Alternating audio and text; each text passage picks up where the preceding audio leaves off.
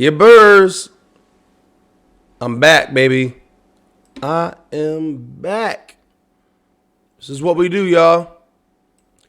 This is what it's supposed to be. Now, I did all the serious stuff. It is what it is. I want to talk about what is funny. Right? What is funny? What is funny? Who is funny? Who do you know is a funny person? Right? Pretty sure maybe 2, maybe 3 people come to mind about that. Who is funny? What is funny? You see, and I meant to do this a long time ago. I really wanted to do this a long time ago. All right? But I wasn't doing this particular channel at this time. So now that I am, I want to talk about the comedy section of entertainment. Now, me personally, I enjoy a good laugh. I enjoy anybody that can make me laugh. If you can make me laugh, man, you got my dollar. All right? If you can make me laugh, yo, that's good to go.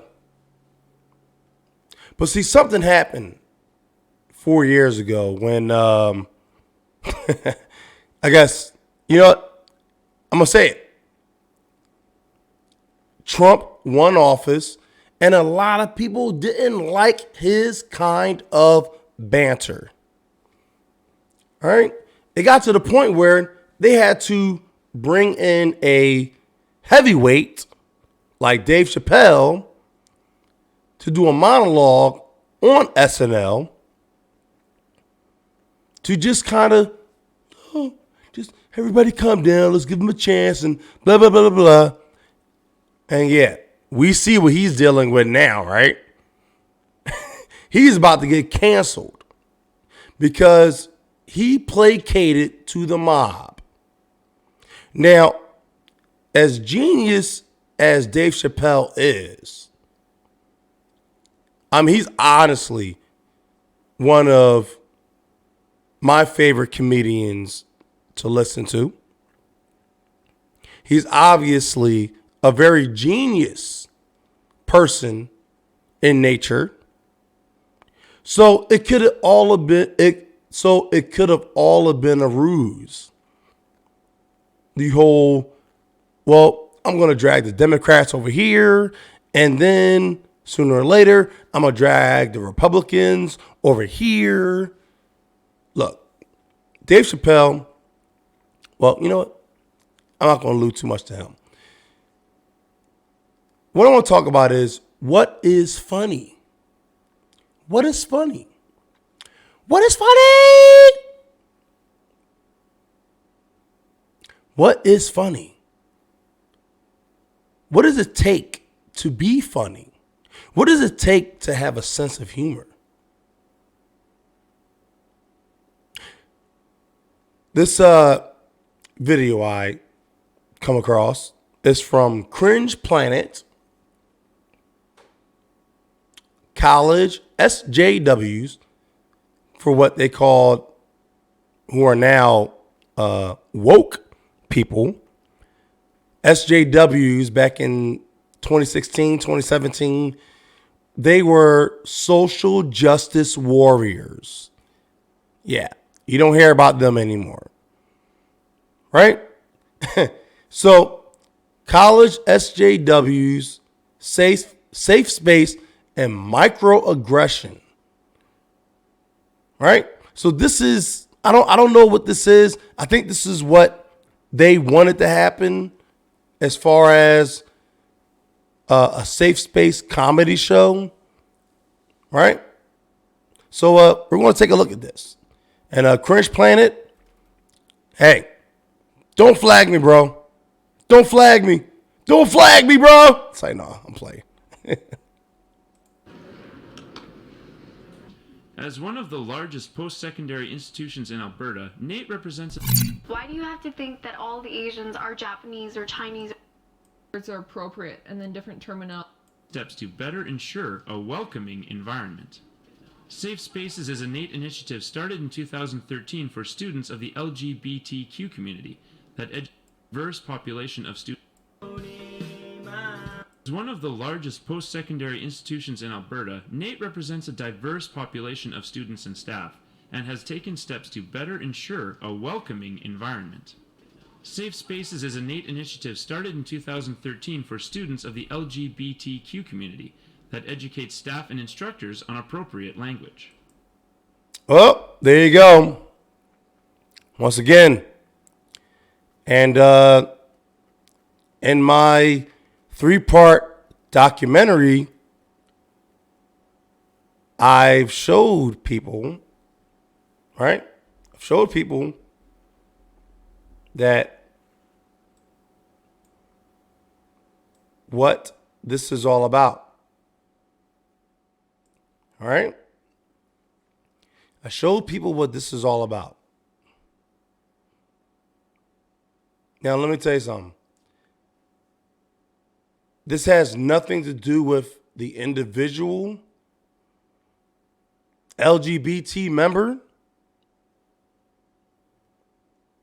but it is the political and ideological response to a lot of questions, a lot of answers, a lot of dynamics that lie within our society. All right. So now this is 2016. This is what they want to do in 2016. Now, this was going into Donald Trump being president. He was supposed to be the the forefront of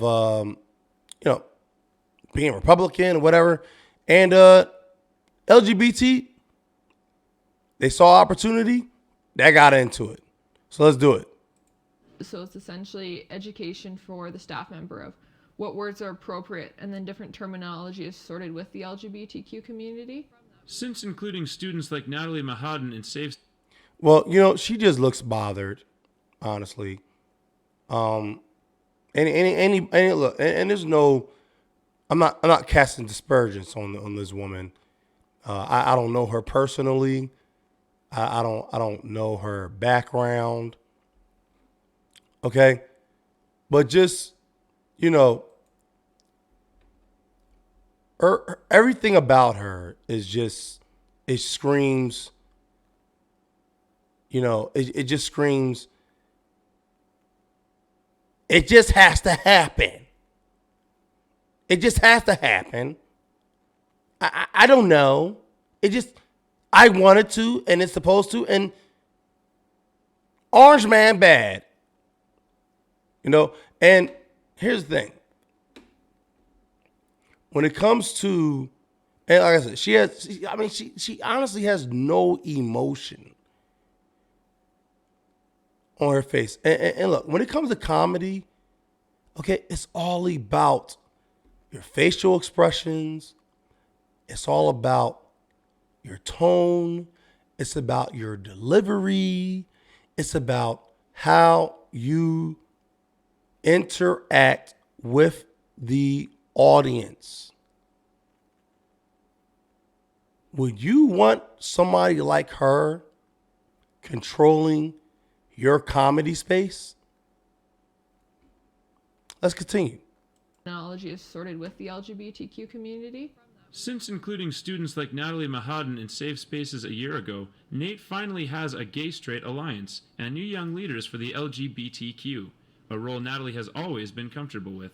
I've always been a very confident person, very okay with who I am. And I've also met a lot of people along the way who aren't comfortable with who they are. So I wanted to be that voice for people who were too afraid to have a voice. It is something that is important for our students, for our student members, our staff, and the NATE community as a whole. Konnichiwa. Yeah. These people, they don't seem to be, and thank God for this person that put this was it cringe compilation? Because it is. It's very cringe. And shout out to Cringe Planet. Hopefully he doesn't, I'm still, like I said, I'm still a small channel. So I'm right there with you, bro. This is a cringe compilation because apparently these people, they have no sense of humor. All right? Now, it's been noted that comedians, they cross lines. All right? They cross lines. But they don't know what line to cross until they crossed it. Let's continue. Aren't you Japanese? So I was swimming and this Mexican boy came up to me and he just goes, "Konnichiwa, aren't you Japanese?" And I look at him and I laugh and I'm like, I don't even look Japanese, but no, I'm not Japanese. And then he turns around to his friends. Yeah, she doesn't look Japanese at all. Just by, like I said, it's my first time watching it, so it's a shot in the dark. But yeah, she looks to be a bit. She's definitely mixed with some, Hispanic, black. She very well could be Filipino. And when we're coming across race and jokes, it's 50-50. All right. Either you're going to laugh or you're not. It is what it is. All right. I mean, how long as black men went with saying, "Oh, y'all look alike, lock them all up." All right. Come on. Let's be real. All right. Let's put it into perspective. All right. A lot of this was circa 2016, the election of President Donald Trump, and everybody wanted to fill in on it. All right. So let's continue. And they all laugh. And I questioned whether he was being racist or if he really just didn't know. At first, I found it kind of funny because he thought I was Japanese, but then as I thought about it again, I felt really offended because I am Hmong, and just because I have smaller eyes or I have yellowish skin or black hair, that doesn't make me Japanese. Why do you have to think that all the Asians are Japanese or Chinese or Korean? I mean, there are more than that.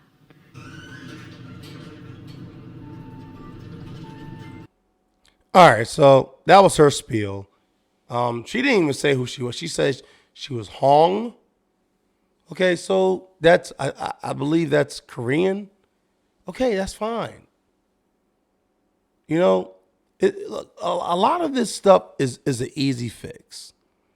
Okay, there's plenty of people out there, and look, I'm only using this because I feel like this is regurgitating itself. This whole movement is starting to come back a little bit. All right. Especially after the Dave Chappelle thing. All right. So they can't really do a race anymore. So now they're trying to do it through transgenderism. Oh, well, you got to normalize it. You shouldn't be upset about it. Don't do it to us. So let's keep going. Hold the elevator. Come on, hey. Lord. Just made it. Yeah, thank you for that. Yeah, well, Lord. if you wait for the next one, wouldn't be right. Yeah, I guess. Yeah, well, you wait for the next one, wouldn't be right. Yeah, I guess. Where did you say you were from? Oh, well, I am from Summit. Or Dad's, River Vista. Dad's. No, I mean, where are you really from? Oh, well, I was actually originally born in the valley. And that's about 30 minutes north. No, I mean, where are you really from? Oh. Yeah. I just wanted to know more about him, right? I mean, after all, that's exactly what he's doing. So where did I go wrong? You went wrong by you went wrong by just opening your mouth. Do you know this person? Why his nationality and all this extra stuff comes up? For what? There was no reason for you to be like that. There was no reason for you to ask this man any direct, poignant questions. Just get your ass on the elevator and just do what you gotta do and just rock out. You know, like what? For what? What he's doing. So where did I go wrong? What does she want to know? My background? I told her that. So what could she possibly want? What exactly does she want to know? Exactly. There you go. I've never seen it before, but is what they think comedy was about? Where they think that they need to marginalize comedy? Whoever these people are, whatever this channel is about, from what I'm judging it on what I see. All right? I'm judging it on what I see. And what I see is it's a bunch of people with their own microphone and their own stage. Okay? Comedy is comedy. Just because no one's laughing at you or no one's laughing with you, that doesn't mean that you need to change everything. That just means you may not be good at comedy yourself. Let's continue. What exactly does she want to know? Microaggressions. Do you know what a microaggression is? I do. So I think I learned about what a microaggression was throughout my gender studies classes that I've taken. So basically, microaggression is kind of either a subtle or not subtle comment or action towards a marginalized group that makes them feel more marginalized. I think that's... Yeah. Yes. It's like a small... Yeah. What? Seriously? It's either subtle or not subtle. I think someone needs to go back to be hooked on phonics. A microaggression is something that's small. So it's either subtle or harmless or whatever. So by your own distinction, what a microaggression? Yeah, they didn't waste too much time on her. So let's do this. Action towards a marginalized group that makes them feel more marginalized. I think that's... Yeah. Yes. It's like a small, usually small, like insult that the person might not fully understand is a rude comment, or they might actually know it is a comment, but it's just small enough that they're gonna not admit that it is. It's a subtle, sort of like, not direct, but subtle, like, aggression, so like a tiny sort of like attack on your identity or personality. Yes. Don't know. What? Yeah. Okay. It's an. Yeah. Yeah. Like a tiny sort of. Admit that it is. What did he? What? Not direct. It's a subtle. It is. It's a subtle, sort of like, not direct, but subtle, like aggression, so like a tiny sort of like attack, but subtle, like. That they're gonna not admit that it is. It's a subtle, sort of like, not direct, but subtle, like aggressions or like a tiny sort of like attack on your identity or personality. Yes. The identity of originality. Right?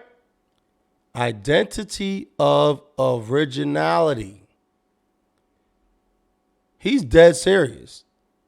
But he's a sophomore in college. So like I said, I can't really take these children to task. Okay?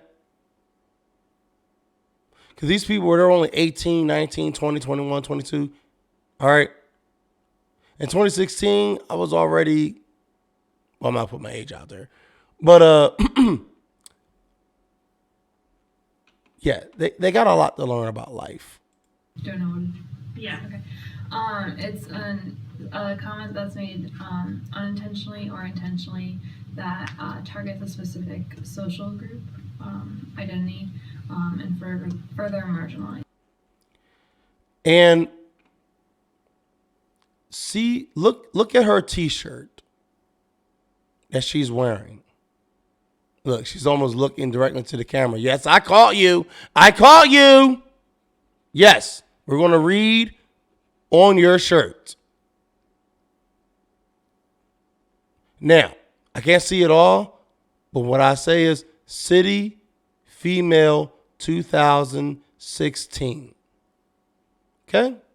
So, in retrospect, this she's wearing the clothing of feminism, right? See, feminism is going to come in all different shapes and sizes. When it comes to pro-blacks, when it comes to feminism, when it comes to anything that wants to peek its head among or above the classes of people, right? That's an agenda. All right? Now, I don't know what the other word says. It may be all over City Female, whatever. But look, she's in much solidarity with whatever it is she's saying. Marginalizes them. Have you ever experienced a microaggression on Stonehill campus? Unfortunately, all the time. So ones that really bother me are ones about disabilities or mental health or mental illness. So a lot of times I hear people saying like, that's so depressing, or you almost give me a panic attack, when not actually referring to having an actual panic attack, or I'm so OCD, that sort of stuff. So yeah, those are ones that I hear really common. I would probably say I have. I just can't think of an example, but because they seem to be so common, I'm sure at some point I have. Are you a Muslim? Well, sometimes like walking in a parking lot at like a grocery store, somebody will walk by and ask me, "Are you a Muslim?" or ask like my parents that. Oh, well, I think it's making an unfair assumption that any like dark-skinned person who wears a turban is automatically a Muslim or from the Middle East. And then even though they don't say, Bro, you're not dark-skinned. Okay? You're not dark-skinned. All right? Relax.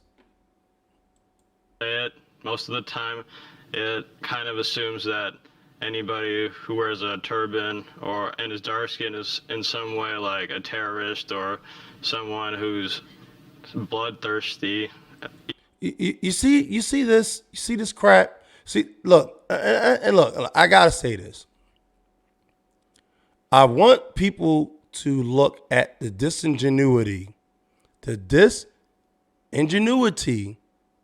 of a lot of these college students. A lot of them can't look you in their faces. Nope. A lot of them can't look you in your face. They can't. Look at this. He can't even look into the camera. Now, anyone that's been around for as long as I've been and longer, you know when someone is averting their eyes, that means that they are either ashamed or they are being deceptive. Right? Anyone that's averting their eyes. And that was the case with a lot of people. Well, let's continue. Even though that's a very small minority of people. The treatment of the LGBT community has improved slightly, but on college campuses like the University of Georgia, the LGBT community has not been the most privileged group. We are another part of the community, just as any marginalized group is. Asker is very open about her pansexuality. And so here's the thing. For a group to be marginalized, that's something that you deal with the people that is representing your group. Okay? When you're marginalized, 9 times out of 10, whoever is the political leader, and I already dealt with this, so I'm going to talk on it again.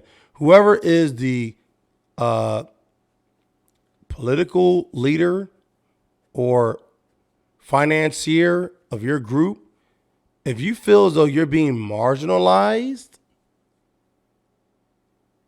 you got to take that up with your leaders, the people that you put in charge of putting you onto the forefront. And then if you want to be on the forefront, you are open to scrutiny and judgment by all other quote unquote marginalized groups. Okay? 'Cause let me tell you something. When you're the person, right? If there's a big, hear me out. If there's a big concert, right? And you're the person that's moving, pushing your way to the front, you're like, excuse me, excuse me, excuse me. Even though you're saying excuse me, even though you're saying all the nicest things to get to the front, people are still going to look at you and say, how the hell did you get to the front? Because that's what it's all about. You getting to the front as a marginalized group. Why does this tie into comedy? Let's continue. As a result, she has been the victim of various microaggressions, bumps, and mistreatment at the university. Another student, Anvita Sangawar, keeps her sexual identity publicly invisible. Just take it person to person is what I've decided. Sangawar has had many personal struggles, but has found ample help at the LGBT Resource Center at the... All right, I got to say something now. What did that mean? Has had many personal struggles, but has found ample... Is what I've decided. Sangawar has had many personal struggles, but has found ample help at the LGBT Vita Sangawar keeps her sexual identity publicly invisible. Now, do you hear the disingenuity of that? How are you publicly invisible? So you don't talk to anybody? You just, because see, here's the thing. When it comes to human beings, even if they don't know you, and if they see that you're sad, or they see that you're going through something maybe, they eventually ask a question. They ask, hey, you all right? You okay? You know, they do the whole shoulder, you know, that the hand shoulder thing. You know, they just kind of like, hey, are you okay? That's what real human beings do. So the fact that you kept your sexuality publicly invisible, that's a problem for you. That's something you did. All right? Take it person to person is what I've decided. Sangawar has there had you go. many personal Right there. struggles, but has found Something ample she help. decided, right? Another student, Anvita Sangawar, is very open about her pansexuality. As a result, she has been the victim of... And guess what? Look, here it Anvita is. has not been the most privileged. The woman I was just talking about. Asker is very open about her pansexuality. As a result, she has been the victim of various microaggressions, bumps, and mistreatment at the... There it goes. So this woman I was just talking about, she was very open about her pansexuality. And she was the victim of what? University. Another student, Asker, is very open about her pansexuality. As a result, she has been the victim of various microaggressions, bumps, and mistreatment at the university. Another student, Anvita Sangawar, keeps her sexual identity publicly invisible. Just take it person to person is what I've decided. Sangawar has had many personal struggles, but has found ample help at the LGBT Resource Center at the... Okay. So she wants her sexuality to be personally, you know, publicly invisible. And that's fine. Do you. But you can't put that on society. Right? And comedy. But see, the reason why I'm using this video, because see, these are the parameters that this society have tried to convert or change the construct of comedy. All right? That's why you got your Amy Schumers. Okay? That's why you got your Kevin Hart doing that nut ass Netflix thing, which was actually pretty funny. But then he got the whole thing where he just woke up. Oh, baby. Oh, my God. Oh, my God. Oh, my God. Oh, my God. I had a terrible dream. I was saying all these things and I didn't really mean it. And you know what, dude? Whatever. All right? No one cares. Nobody cares, dude. You lost me. You had me, but you lost me. All right? No one told you to do that nut shit. You did that because of something you said years ago on a Twitter account, and apparently the LGBT community is still holding you accountable for that. So you had to do that nut-ass little 10-second end game Netflix, whatever you did, that's what you did. All right? Kevin, Philly native, supposedly. Yeah? Okay. The University of Georgia. She takes advantage of the relaxed lounge and extensive library collection at the Resource Center. The Resource Center is like my little home. Like, they're like my family. It was My Little Pony. All right, well, I didn't know this was going to be like this. So the Tune-Up Show will be right back. Your birds and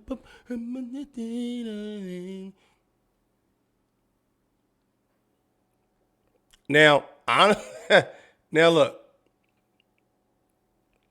I'm going to talk about Dave Chappelle and what he's going through. But this is just a tidbit of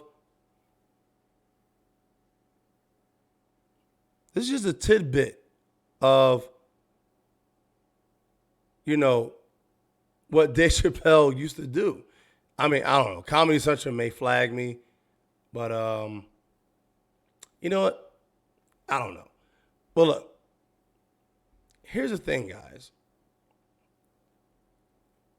I'm not going to play it. But funny is funny. All right? And the only reason why I use this, because obviously it was meant to be used as a serious topic. Okay? It was meant to be used as a serious topic. And that's fine. But here's the thing. What's funny is funny. If it's funny, then laugh. All right?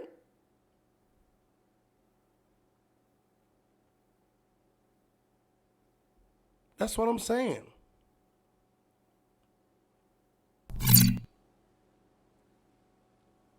Because I want to be able to, say a lot of things, do a lot of things, and you know what?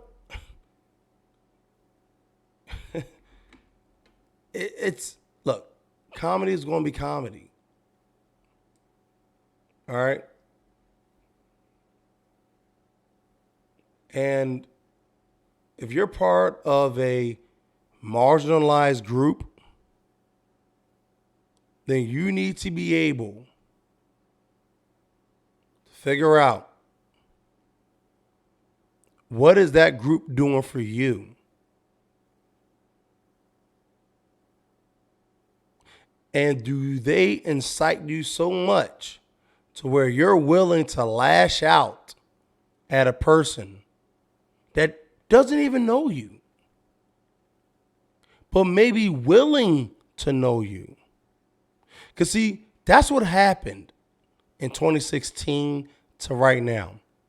We become, as people in society, we become so inundated with our own echo chambers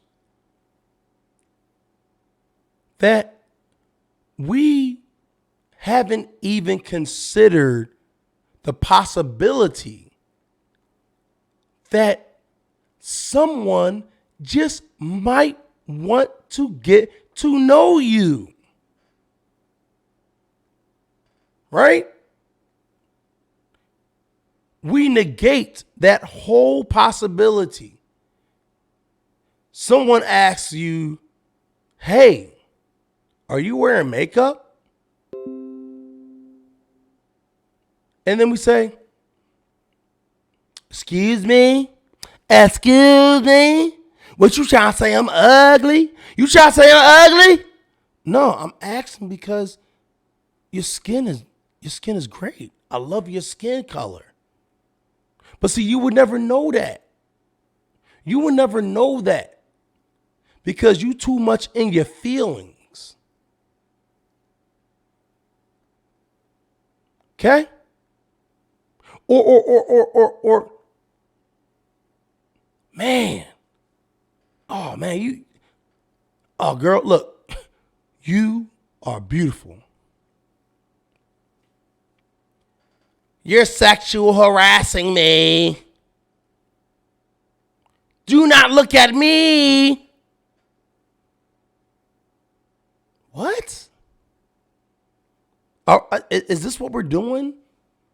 As men and women, the comedy circle, people can't tell jokes. And as far as, Dave Chappelle's concerned, this man's been doing comedy since he was 14 years old. And look, I'm sorry. No, I'm not sorry. LGBT community, look. And honestly, I didn't even know what this video was going to bring out, but I'm glad I watched it because this was back in 2016 where everybody wanted to have a voice. And now I'm looking at it, I'm like, you know what? It is what it is. You can't push your way to the front of the concert and dance around and dance in front of the people that you pushed yourself through. You can't keep doing that. Okay? It took so-called black people, 400 years to just even be declared a human being?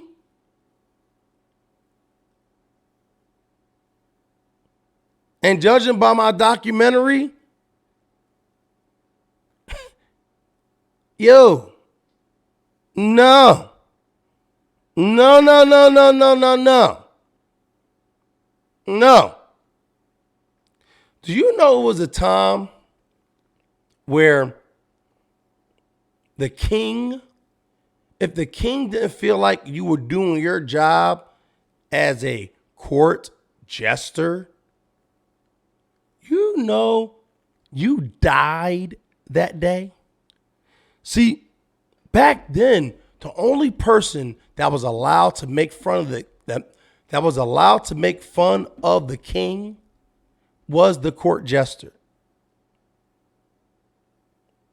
And if he didn't do a good job making the king laugh, it didn't matter if he made everyone else laugh.